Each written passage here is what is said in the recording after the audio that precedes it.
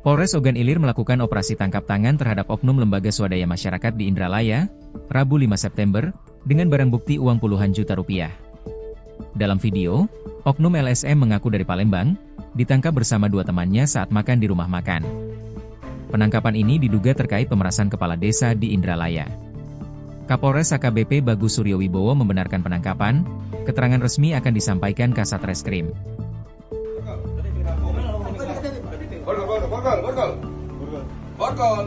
Borgol.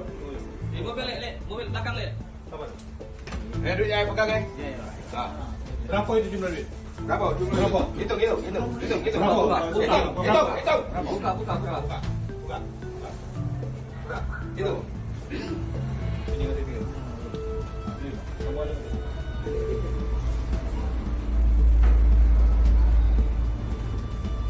Dari mana, Pak?